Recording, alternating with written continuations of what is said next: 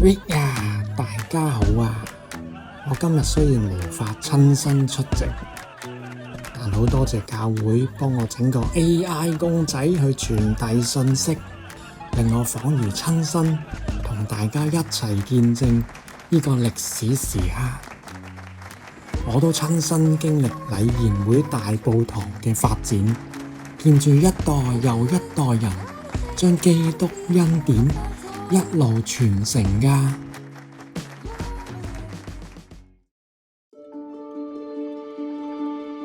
喺1954年，禮賢會香港區會決定喺大埔舊墟丁角路興建教會，並由陳奕堅區牧主持奠基禮。1956年正式舉行開堂崇拜，而翌年附設嘅幼稚園亦正式開課。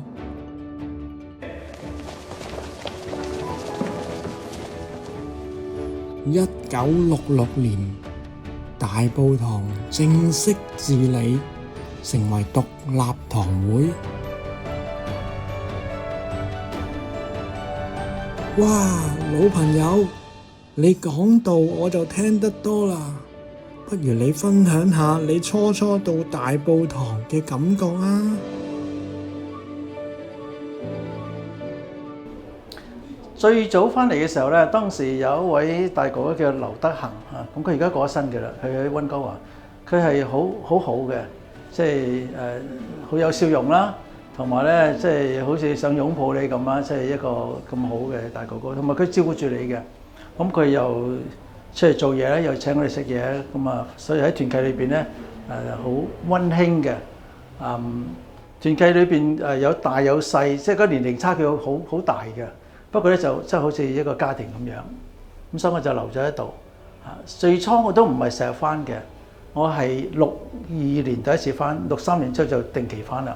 咁大概1年之後我就個個禮拜都返嚟，開始有返崇拜啊咁，都60幾年啦。啊，唔該晒楊牧師嘅分享啊！1976年開始嘅10年之間，大埔社區急劇發展。我哋喺1978年購置大埔安富道金富樓1樓及2樓，並喺度開辦幼稚園分校。因應人口急增，金富樓於1990年加入福音工作，成為金富樓福音中心，擴展福音事工。大家睇到，雖然呢張係金福堂嘅靚相，但其實佢嘅前身就係金富樓福音中心嚟㗎。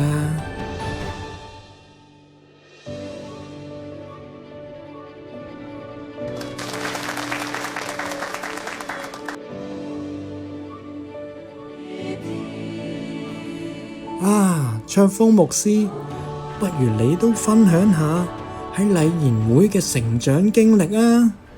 我初初嚟到禮賢會大埔堂咧，其實係好細個嘅時候，我係喺安富道嗰度住嘅，咁所以咧我咧就開始返幼稚園嘅分校，咁由嗰度開始認識呢個教會。咁當然啦，開頭就唔會自動走嚟星期日嘅聚會嘅，因為我只係星期1至5返幼稚園嘅小朋友。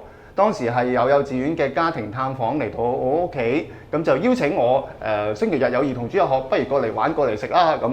咁我媽話好喎，又唔使錢，咁啊就帶咗我嚟兒童主日學，開始接觸呢間教會，喺裏面認識耶穌啦。咁一路喺裏面成長，去到少年時期，我有一個好深刻印象就係我身後呢個鐘。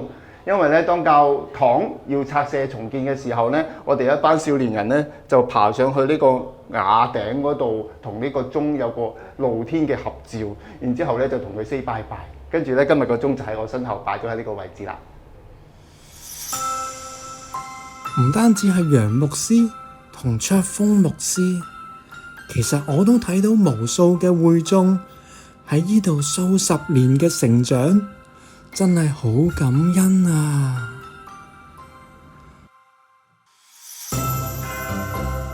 1991年，大埔堂正式通過重建教會計劃，並喺1993年舉行首次重建步行籌款活動。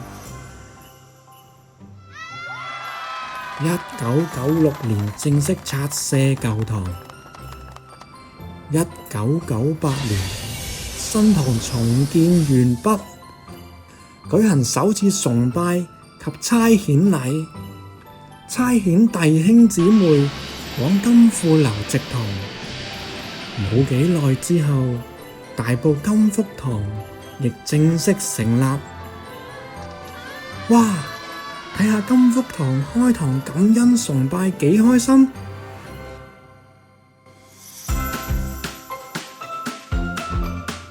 ！2000至2010年，禮賢會大埔堂重建後10年間，聚會人數由200人增加到700人，成人崇拜亦增加到4堂。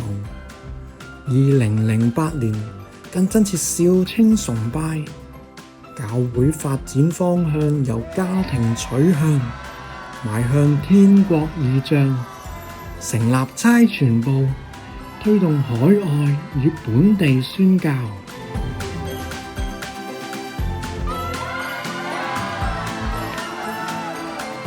Let's go! We can do it!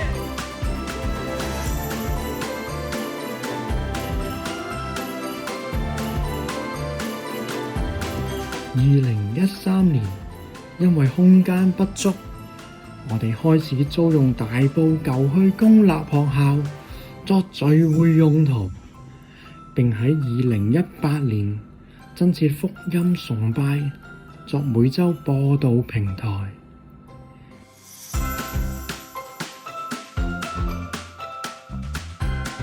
2025年，隨住幼稚園分校遷往富蝶村，大埔金福堂亦結束歷史任務，標誌住一個階段嘅完成。資源亦重新調配至富蝶福音點。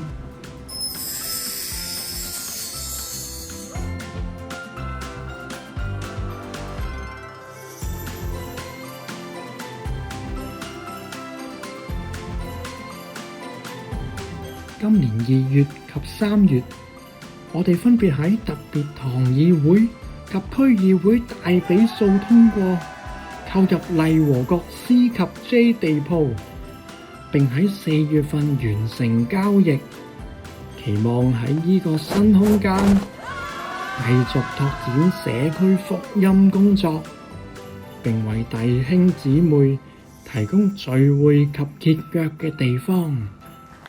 禮賢會大埔堂踏入70週年，我好感恩可以同大家一同經歷教會嘅發展，見證一代又一代人將恩典傳承。進入院舍甚至醫院嘅探訪呢，我都覺得係非常好同埋重要嘅，希望都可以承傳落去。我都深信教會係會承傳嘅，一代一代咁樣承傳嘅。即係其實我都係教會嘅第2代噶啦，我亦都睇到教會嘅第3、第4代一路咁樣成長。不過最緊要一樣嘢，嗰間教會咧係唔好斷層希望咧神係一路保守。我期望教會嘅傳統啦，呢份上帝俾我哋嘅愛咧，能夠分享啦，繼續傳承落去啦。上帝讓我哋真係透過呢個教會，透過幼稚園嚟到去彰顯上帝嘅愛同埋大能啦。就係呢份傳承力量，令教會永遠年青。我哋仲會有好多個70年㗎。